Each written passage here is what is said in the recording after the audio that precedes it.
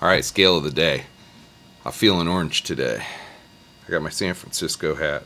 I got my Gretsch t-shirt. That great Gretsch sound. And I've got my Gretsch 6120 RHH, which is the Reverend Horton Heat signature model. Alright, let's talk about the scale of the day. So our scale today is the C major scale in the C position, in the C form, which we are calling what? We did 1, we did 2, it must be 3. Yes, it is 3. Okay, those are the roots of the C form. And that should look really familiar because we did the open C major and A minor scales down here. So and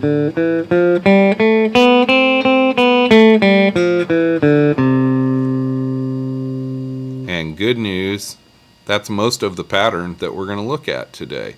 But when you go to these forms, they're movable, so you can move them to different keys.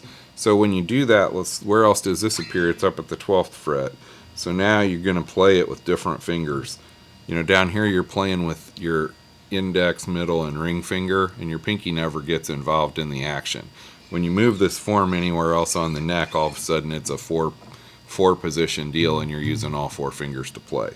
So it appears here for C, and obviously that means it also appears at 13 and 15. Okay, so let's look at the pattern down here first, and then we'll look at it up here, and we'll play it in both places.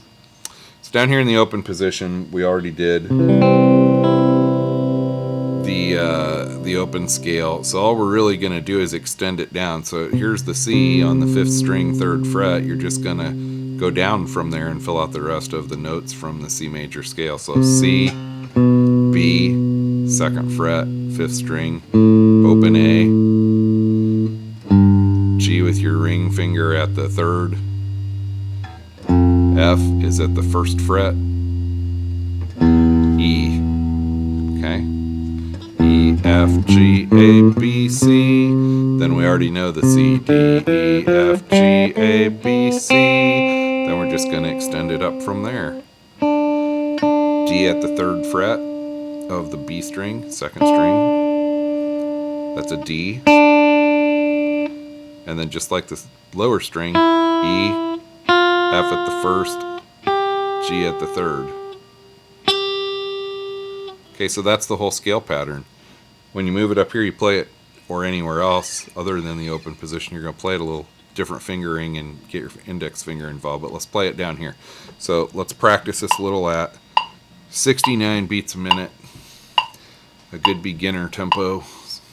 You could even go down slower to 60 if this is too fast for you to do it, but all right, we're gonna start on the root. We're gonna go down through the pattern, then right back up to the root, no stops.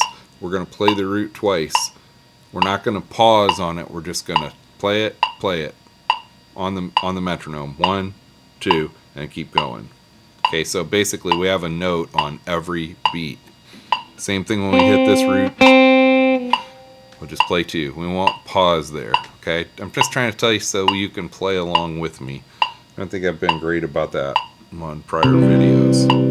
Makes it a little hard. Alright, so starting from the C going down. 1, 2, quarter notes down. C, B, A, G, F, E, F, G, A, B, C, C, D, E, F, G, A, B, C, C, D, E, F, G, F, E, D, C, C, B, A, G, F, E, D, C, C, B, A, G, F, E, F, G, A, B, C. Just like that. How'd you do? Let's try it at the 12th fret. It's the same pattern, but now your E is on your index finger. Pause this for a second. Index finger at the 12th, middle finger at the 13, pinky finger at the 15, okay? Then the next 2 strings are symmetrical with each other. They're 1, 3, 4, 1, first one was 1, 2, 4. I'm talking the fingers now. 1, 2, 4. 1, 3, 4. 1, 3, 4. 1, 3, 4. Fingering. And then 1, 3. 1, 2. So the C root. And then 4. So that's a 1, 2, 4. And then the top is 1, 2, 4. Okay, so if we look the symmetry of this pattern, when you're playing it with 4 fingers, the two high strings are 1, 2, 4. Even though the C appears in the middle of that 6 notes, right? It's on the second note of that. Okay, but those are symmetrical with each other. They're both the same pattern. Then this G string is the odd man out with only 2 notes. It would be symmetrical with the 2 below it, except it doesn't have a pinky note here because there's no A sharp or B flat in the C major scale, right? Those are 1, 3, 4, 1, 3, 4, or 4, 3, 1, 4, 3, 1, 4, 2, 1. Okay, that's the pattern. And you can see the dots on the screen because I do graphics for you. So let's just practice this a little bit up here. Now, you might say, well, if I can play it down here, why would I ever play it up here anyway? Especially if you have an acoustic with no cutaway right here to get your hand up there. This can be a little hard to reach. Or, depending on your guitar shape, what it has going on here, getting up above the 12th fret can be hard on some guitars. Most electric guitars, they know you're going to want to be playing up in these higher registers, and they cut the body away here in some form. But you want to learn this form really good, really well, because not only is it useful as its own standalone form, it also appears in what we'll cover later, which is called a Segovian scale form. It's the G Segovian scale that this appears in, and then in several other keys as well. I want to say it's in like probably, I don't know, maybe 5 out of the 7 major scales, something like that. It's used on a bunch of them as a sliding form, and it's a great 3-octave scale that's really useful for beginning to see the fretboard.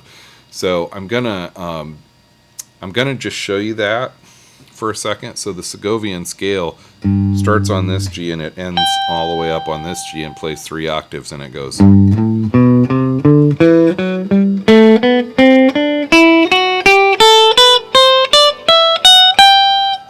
So it goes up that way. That's the ascending Segovian G major.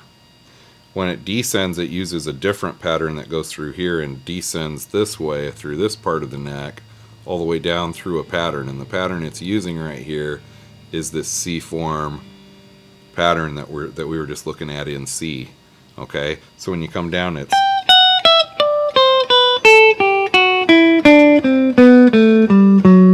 until right there, and then it shifts and finishes down there. That's a cool scale, and I'm going to cover Segovian scales. But basically, there's basically 2 patterns that cover almost all the keys, and then there's a couple extensions off of one of those patterns that gets the other two keys. So this particular one uses this form in the descending part, and it's right here in the middle of your neck. So we're going to really learn these notes well when we do that. And you want to learn this pattern pretty well in a 4-finger kind of form. Okay, so if your guitar doesn't really permit you to play this up at the 12th fret, then do it in the key of G down, or D down here. So if C was here, you can go up, one whole step and you'll be at D. Or you can move up a little further if those frets are wide for you to make the stretch. You go up to E or F. But find one of these and practice this pattern until you know it pretty well. Okay, until you know it gold, actually, not pretty well, until you know it.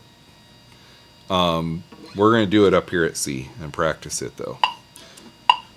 Alright, so we're going to start on the C with our pinky, and we're going to go down, back up to the root, and we're going to play root to root, and then we're going to root up, and then back down to the root, and then root to root, and then root down and back up to the root. Okay, all it is we're stopping on the root. We're playing the whole pattern, but we're emphasizing the the octave scale between the roots. Okay?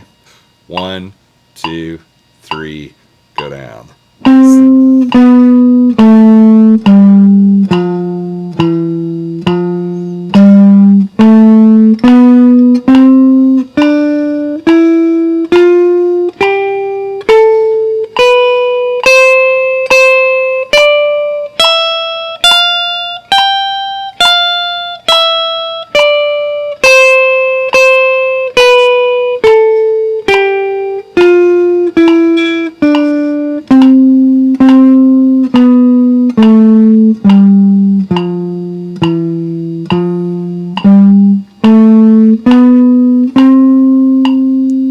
So that was good, except I didn't play the double note on the C when I first went up through it.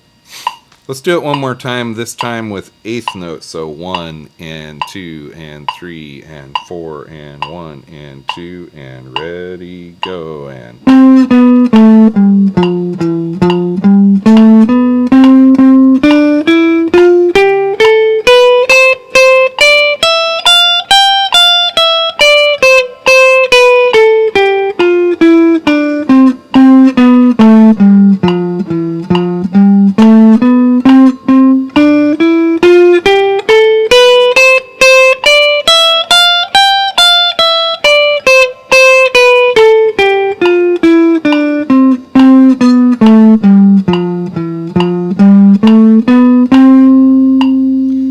how'd you do?